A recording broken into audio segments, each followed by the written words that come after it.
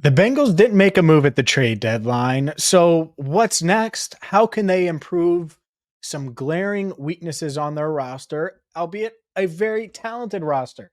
Let's get into it right now on Cincinnati Bengals Talk.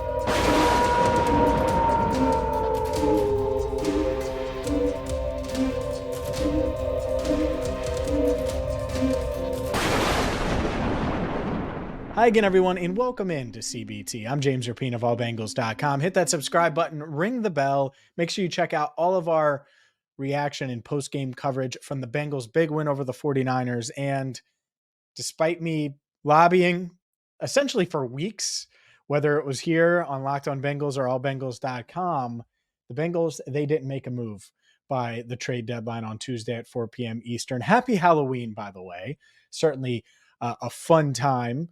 But I was hoping for a trade. Not going to lie. I was hoping to jump on here and talk about Hunter Henry or talk about Mike Gesicki or talk about one of the many running backs, or I could go on and on and on. Denico Autry certainly would have made sense, the defensive tackle from Tennessee, but they didn't make a move. So where do they go now? A couple of things. Let's start with offense. I think the offense, two glaring needs: tight end, just in general, backup running back behind Joe Mixon. There's a question mark there. It's going to be promotion from within. I would expect to see Tanner Hudson on the active roster in the near future. Maybe that's this week. Maybe he gets elevated and then gets promoted to the active roster next week. Not sure exactly how that will work, but I think we'll see Tanner Hudson, number 87, more starting on Sunday night against the Buffalo Bills. And the other factor here, and we saw it some on Sunday against the 49ers, maybe the Bengals just go to 10 personnel more often, which is one running back, no tight ends. And we saw it some. You could use Andrei Iosivas certainly in the red zone. He has a good rapport with Joe Burrow, good trust with Burrow. Irv Smith Jr., for example, is more of a receiver anyway. It's not like he's giving you a ton as a blocker.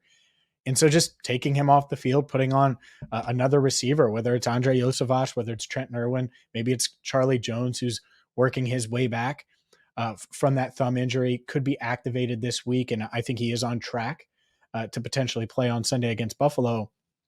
That is an option for the Bengals. So the coaching staff, they could go that route. I think they will go that route some. I also think Irv Smith Jr. will still get some chances. Mitch Wilcox, Drew Sample will be in the mix as well, along with Tanner Hudson.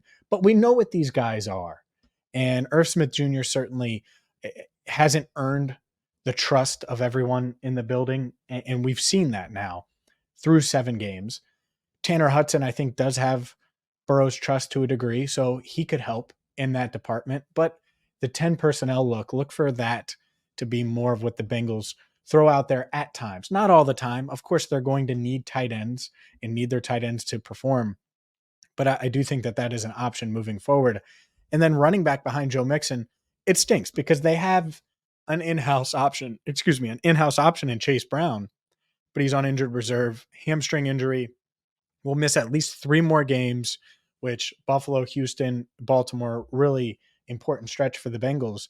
So, of course, they're going to be reliant on Travion Williams and Chris Evans. Leonard Fournette signed with the Buffalo Bills, or is expected to, and it's just pending a physical. By the time you see this, he may have signed officially. But the point is there aren't many options on the free agent wire. They didn't make a deal at the deadline. And so to me, if that's the case, you're banking on these guys to hold it down. Hopefully Joe Mixon can continue to stay healthy and effective. But then you look to Chase Brown and hope that Chase Brown can emerge, despite this hamstring injury, emerge in the second half of the season. There'll still be 7 games left when he's eligible to come back. And honestly, maybe he doesn't come back until week 12 or week 13. But if he can give you some push down the stretch, a little extra explosion down the stretch, you would certainly take it out of that backfield. So promotion from within is exactly what the Bengals are going to have to do. I think on offense, you're going to see Tanner Hudson. They're going to hope for Chris Evans. They're going to use some 10 personnel, certainly.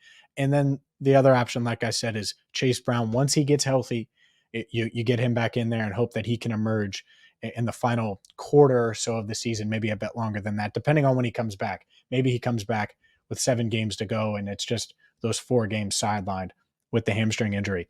At defensive tackle, well, The in-house options are simple, and Cam Sample has emerged and continues to trend upward. I think he's gradually gotten better each and every year he's been on this franchise or been with the franchise, been on this roster.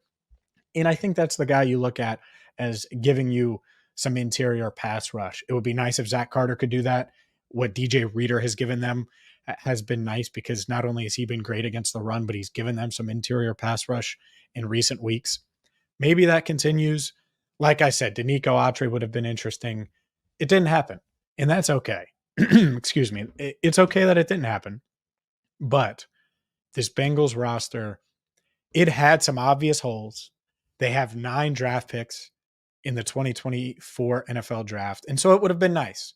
It didn't happen. It doesn't mean they're not going to win the Super Bowl. It doesn't mean they can't still get the number 1 seed in the AFC. They're only 1 game back in the AFC playoff race there, in the loss column. And so everything that they set out to do, they can do this season. And it's going to be about adjusting, figuring out exactly which players work. I do think Tanner Hudson can give them a little something in the tight end room. And who knows, maybe Irv Smith Jr. Makes it work and emerges at some point this year. But obviously, things have gotten off to a rough start for him. On the flip side, it would have been nice. It didn't happen.